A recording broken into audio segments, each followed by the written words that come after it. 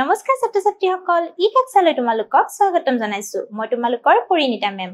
আজি মই তোমালোকৰ সমাজ বিজ্ঞানৰ ইতিহাস খণ্ডৰ অন্তৰ্গত 4 নম্বৰ পাঠটি নব্য ধৰ্মীয় ভাৱধাৰাৰ উত্থান এই পাঠটিৰ 4 নম্বৰ অংশটো তোমালোকৰ লগত আলোচনা কৰিম। এতিয়া আহাচোন আমি আৰম্ভ কৰো। এয়া চোৱা, আমি কি শিকিম আজি? উত্তৰ পূব ভাৰতৰ নব্য ভক্তি আন্দোলনৰ বিষয়ে শিকিম। অৰ্থাৎ উত্তৰ পূব ভাৰতত নব্য ভক্তি আন্দোলনটো কেনেদৰে হৈছিল এই কথা শিকিম। তাৰ পিছত চোৱা, ইছলাম ধৰ্মত নতুন ধাৰাৰ উত্থান আৰু ভাৰতীয় সমাজ জীৱনত ভক্তি আন্দোলনৰ প্ৰভাৱ।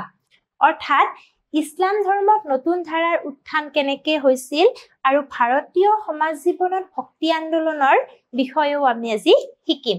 ঠিক আছে, এতিয়া আহা আৰম্ভ কৰো। এয়া চোৱা, উত্তৰ পূব ভাৰতত নব্য ভক্তি আন্দোলন। অৰ্থাৎ উত্তৰ পূব ভাৰতৰ নব্য ভক্তি আন্দোলন কেনেধৰণৰ আছিল? দ্বাদশ শতিকাৰ শেষৰ ফালে জয়দেৱৰ গীত গোবিন্দই বংগত কৃষ্ণ ভক্তিক জনপ্ৰিয় কৰি তুলিছিল।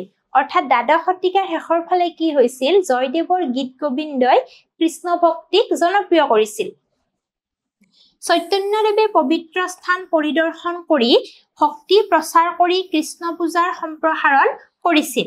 আৰু চৈতন্যদেৱে কি কৰিছিল? পবিত্ৰ স্থান প্ৰদৰ্শন কৰিছিল, অৰ্থাৎ পৰিদৰ্শন কৰি তেওঁ কি কৰিছিল? ভক্তি প্ৰচাৰ কৰি কৃষ্ণ পূজাৰ সম্প্ৰসাৰণ কৰিছিল। অৰ্থাৎ কৃষ্ণক যে আমি পূজা কৰিব লাগে সেই কথা তেওঁ কি কৰিছিল? সম্প্ৰসাৰণ কৰিছিল। তাৰ পিছত চোৱা, তেওঁ জাতিগত বৈষম্যৰ বিৰোধিতা কৰিছিল আৰু দলীয় প্ৰাৰ্থনা সংকীৰ্তনৰ জৰিয়তে শিক্ষাদান কৰিছিল। আৰু এওঁ কি কৰিছিল? জাতিগত বৈষম্যৰ বিৰোধিতা কৰিছিল আৰু কি কৰিছিল? দলীয়ভাৱে প্ৰাৰ্থনা কৰি শিক্ষাদান কৰিছিল। তাৰ পিছত চোৱা, মাধৱাচাৰ্য আৰু বল্লভাচাৰ্যও উত্তৰ পূব ভাৰতত ভক্তি আন্দোলনৰ প্ৰচাৰ কৰিছিল। আৰু মাধৱাচাৰ্য আৰু বল্লভাচাৰ্যও কি কৰিছিল? উত্তৰ পূব ভাৰতত ভক্তি আন্দোলনৰ প্ৰচাৰ কৰিছিল। ফটোখন দেখিছানে?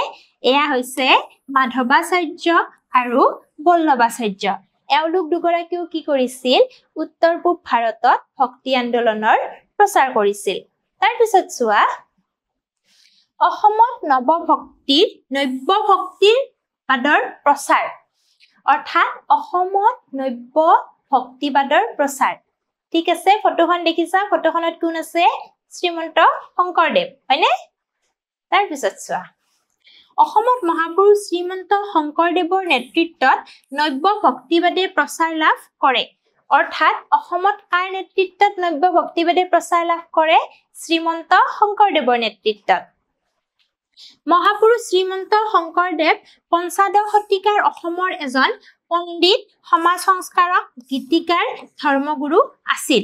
আৰু এওঁ কি আছিল? পঞ্চদশ শতিকাৰ অসমৰ এজন ধৰ্মগুৰু আছিল, হয়নে নাই? ধৰ্মগুৰুৰ লগতে আৰু কি আছিল? পণ্ডিত আছিল, সমাজ সংস্কাৰক আছিল, গীতিকাৰ আছিল, হয়নে নাই? পণ্ডিত, সমাজ সংস্কাৰক, গীতিকাৰ, ধৰ্মগুৰু সকলো আছিল।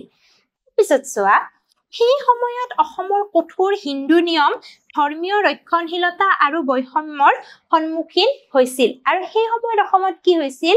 কঠোৰ হিন্দু নিয়ম কিছুমান, ধৰ্মীয় ৰক্ষণশীলতা, বৈষম্যতাৰ মুখামুখি হৈছিল। অৰ্থাৎ মানুহবিলাকে কি কৰিবলগীয়া হৈছিল? মানুহবিলাকে বিভিন্ন ধৰণৰ বৈষম্যৰ সন্মুখীন হৈছিল। ঠিক আছে, তাৰপিছত চোৱা, শংকৰদেৱে সমগ্ৰ ভাৰত ভ্ৰমণ কৰি ধৰ্মীয় গ্ৰন্থ অধ্যয়ন কৰি ভক্তি আন্দোলনৰ সৈতে সংযোগ স্থাপন কৰিছিল। আৰু শংকৰদেৱে কি কৰিছিল? ভাৰত ভ্ৰমণ কৰিছিল আৰু ধৰ্মীয় গ্ৰন্থ কিছুমান অধ্যয়ন কৰিছিল আৰু ভক্তি আন্দোলনৰ সৈতে তেনেদৰেই তেওঁ কি কৰিছিল? সংযোগ স্থাপন কৰিছিল। অসমীয়া ভাষা, সংস্কৃতি আৰু সমাজৰ অগ্ৰগামী হিচাপে পৰিচিত তেওঁৰ কৰ্মৰাজি মহাপুৰুষ মাধৱদেৱ আৰু অন্যান্য শিষ্যসকলে আগবঢ়াই নিছিল। আৰু তেওঁৰ কৰ্মৰাজিবোৰ কি কৰিছিল? মহাপুৰুষ মাধৱদেৱ আৰু অন্যান্য শিষ্যসকলে কি কৰিছিল? আগবঢ়াই নিছিল। অৰ্থাৎ শংকৰদেৱৰ যি কৰ্মৰাজি আছিল, শংকৰদেৱৰ কি আছিল? ভাষা, সংস্কৃতি আৰু সমাজৰ অগ্ৰগামী। সেই অগ্ৰগামী হিচাপে পৰিচিত যে কাৰ্যাৱলী আছিল সেইবোৰ কি কৰিছিল? মাধৱদেৱ আৰু অন্যান্য শিষ্যসকলে পৰৱৰ্তী সময়ত আগবঢ়াই নিছিল। তাৰপিছত চোৱা, ইছলাম ধৰ্মত নতুন ধাৰাৰ উত্থান আমি অসমৰ পালো হয়নে নাই তাৰ পিছত আহিল ইছলাম ধৰ্মতনো কেনেকে নতুন ধাৰা এটাৰ উত্থান হল ইছলামত ভক্তি সদৃশ এক উদাৰ দৃষ্টিভংগীৰ উন্মেষ ঘটিছিল যাক সুফিবাদ বুলি জনা যায় সুফিবাদটো কি এটা নতুন ভক্তি সদৃশ ধাৰণা ঠিক আছে এক ভক্তি সদৃশ উদাৰ দৃষ্টিভংগী ঠিক আছে ইছলামত কি হৈছিল এক ভক্তি সদৃশ উদাৰ দৃষ্টিভংগীৰ উন্মেষ হৈছিল আৰু তাক কি বুলি জনা যায় তাক সুফিবাদ বুলি জনা যায় সুফি প্ৰচাৰকসকলে কঠোৰ ধৰ্মীয় প্ৰথাক নাকচ কৰিছিল আৰু সংগীতৰ জৰিয়তে উপাসনাত শান্তি আৰু আনন্দ আকোৱালি লৈছিল আৰু সুফি প্ৰচাৰকসকলে কি কৰিছিল কঠোৰ ধৰ্মীয় প্ৰথা আকচ কৰিছিল সুফিবাদসকলে কি কৰিছিল কঠোৰ ধৰ্মীয় প্ৰথাক নাকচ কৰিছিল আৰু নাকচ কৰি কি কৰিছিল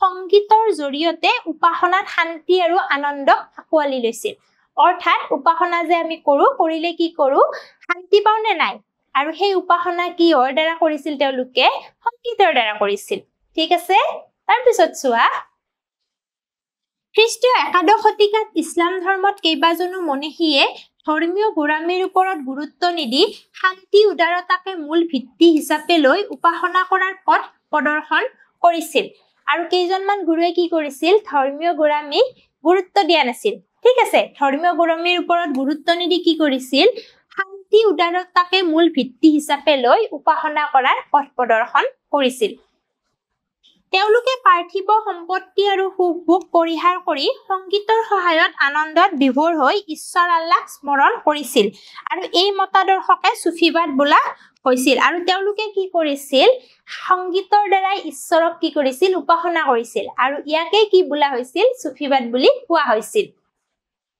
মোগল সম্ৰাট আকবৰে আজমেৰৰ মঈনুদ্দিন চিস্তিৰ দৰগাহত সঘনাই গৈছিল আৰু মোগল সম্ৰাট আকবৰে কি কৰিছিল আজমেৰৰ মঈনুদ্দিন চিস্তিৰ দৰগাহত সঘনাই গৈছিল ঠিক আছে তাৰ পিছত চোৱা এয়া দেখিছা নিজামুদ্দিন আউলিয়াৰ সমাধি নিজামুদ্দিন আউলিয়াৰ সমাধি ঠিক আছে দেখিছা তাৰ পাছ চোৱা ভাৰতীয় সমাজ জীৱনত ভক্তি আন্দোলনৰ প্ৰভাৱ এতিয়া ভক্তি আন্দোলনে সমাজ জীৱনত কেনেদৰে প্ৰভাৱিত কৰিছিল সেই বিষয়ে চোৱা ভক্তি আৰু সুফি আন্দোলনে মধ্যযুগীয় ভাৰতৰ আধ্যাত্মিক আৰু সামাজিক দুইটা জীৱনৰ প্ৰভাৱ পেলাইছিল ভক্তি আৰু সুফি আন্দোলনে কি কৰিছিল মধ্যযুগৰ সামাজিক আৰু আধ্যাত্মিক দুইটা ক্ষেত্ৰতে কি কৰিছিল প্ৰভাৱ পেলাইছিল জাতিগত বৈষম্য মৰ্যাদাৰ পাৰ্থক্য অন্ধবিশ্বাস কঠোৰ আচাৰ ব্যৱহাৰ হ্ৰাস কৰাত সহায় কৰিছিল আৰু জাতিগত বৈষম্য আৰু মৰ্যাদাৰ পাৰ্থক্যই কি কৰিছিল অন্ধবিশ্বাস আৰু কঠোৰ আচাৰ ব্যৱহাৰ হ্ৰাস কৰাত সহায় কৰিছিল তাৰ পিছত চোৱা দুইটা আন্দোলনে নাৰীৰ ধৰ্ম পালন আৰু শিক্ষাৰ স্বাধীনতা প্ৰসাৰিত কৰিছিল আৰু এই দুইটা আন্দোলনে কি কৰিছিল নাৰীৰ স্বাধীনতা আৰু নাৰীৰ ধৰ্ম পালনত কি কৰিছিল প্ৰসাৰিত কৰিছিল অৰ্থাৎ নাৰী ধৰ্ম পালন আৰু নাৰী শিক্ষাৰ স্বাধীনতা প্ৰসাৰিত কৰিছিল ভক্তি আন্দোলনে হিন্দু মুছলমান আৰু ঐক্যৰ পোষকতা কৰিছিল আৰু এওঁলোকে কি কৰিছিল হিন্দু আৰু মুছলমানক লগ লগাইছিল ঐক্য হিন্দু মুছলমানৰ ঐক্যৰ পোষকতা কৰিছিল ভক্তি আন্দোলনে আঞ্চলিক ভাষাৰ ব্যৱহাৰক উৎসাহিত কৰিছিল সাধাৰণ মানুহক ইয়াৰ শিক্ষা বুজিবলৈ সহায় কৰিছিল আৰু ভক্তি আন্দোলনে কি কৰিছিল আঞ্চলিক ভাষাৰ ব্যৱহাৰক উৎসাহিত কৰিছিল আৰু সাধাৰণ মানুহে যাতে ইয়াক বুজি পায় সেই বিষয়ে মানুহক উৎসাহিত কৰিছিল স্থানীয় ভাষাৰ প্ৰতি এই মনোনিৱেশৰ ফলত হিন্দী বাংলা মাৰাঠী মৈথিলী তামিল অসমীয়া ব্ৰজাৱলী ইত্যাদি ভাষাৰ বিকাশ ঘটিছিল আৰু কি হল হিন্দী মাৰাঠী বঙালী মৈথিলী ব্ৰজাৱলী অসমীয়া আদি ভাষাৰ কি হল বিকাশ হল শিখ ধৰ্মৰ উত্থানেও ভক্তি আন্দোলনৰ এক গুৰুত্বপূৰ্ণ দিশ আছিল আৰু শিখ ধৰ্মৰ উত্থানো কি আছিল ভক্তি আন্দোলনৰ এটা গুৰুত্বপূৰ্ণ দিশ আছিল তাৰ পিছত চোৱা ভক্তি আন্দোলনে ভাৰতীয় সমাজখনক পুনৰুজ্জীৱিত কৰাৰ সহায় কৰিছিল আৰু সতেজ ধৰ্মীয় ধাৰণা আনিছিল আৰু ভক্তি আন্দোলনে কি কৰিছিল ভাৰতীয় সমাজখনক পুনৰুজ্জীৱিত কৰাত সহায় কৰিছিল ই মানুহক সমাজ ধৰ্ম সংস্কৃতি পৰম্পৰাৰ ওপৰত চিন্তা কৰিবলৈ উৎসাহিত কৰিছিল আৰু ই মানুহক কি কৰিছিল সমাজ ধৰ্ম সংস্কৃতি আদিৰ ওপৰত চিন্তা কৰিবলৈ সহায় কৰিছিল ভক্তি আন্দোলনে ভাৰতীয় সকলৰ মাজত জাতীয় পৰিচয় আৰু ঐক্যবোধ গঢ়ি তোলাটো সহায় কৰিছিল আৰু ভক্তি আন্দোলনে কি কৰিছিল ভাৰতীয়ৰ মাজত জাতীয় পৰিচয় আৰু ঐক্য গঢ়ি তোলাটো কি কৰিছিল সহায় কৰিছিল এতিয়া চোৱা এইখন ফটো অৰ্থাৎ ভক্তি আন্দোলনৰ সময়ৰ ফটো এখন ঠিক আছে এতিয়া আহা মূল্যায়নৰ ফালে প্ৰথমটো চোৱা অসমত কাৰ নেতৃত্বত নব্য ভক্তিবাদে প্ৰচাৰ লাভ কৰিছিল কাৰ নেতৃত্বত কৰিছিল শংকৰদেৱৰ নেতৃত্বত হয়নে অসমত শংকৰদেৱৰ নেতৃত্বত নব্য ভক্তিবাদে প্ৰচাৰ লাভ কৰিছিল তাৰ পিছত চোৱা দেশ আৰু দেশ আন্দোলনে মধ্যযুগীয় ভাৰতৰ আধ্যাত্মিক আৰু সামাজিক দুইটা জীৱনত প্ৰভাৱ পেলাইছিল কি আন্দোলনে ভক্তি